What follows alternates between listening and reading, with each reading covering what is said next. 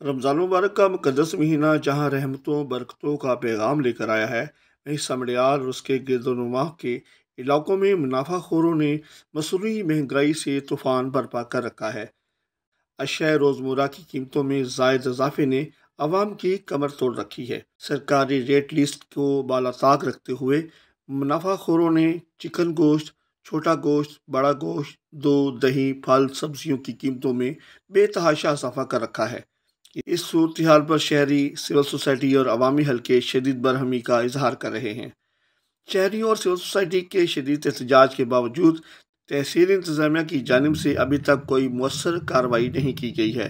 عوام کی جانب سے مطالبہ کیا گیا ہے کہ منافع خوروں کے خلاف سخت سے سخت کارروائی کی جائے۔ ذوالفقار احمد، 49 نیوز، سمڑیال۔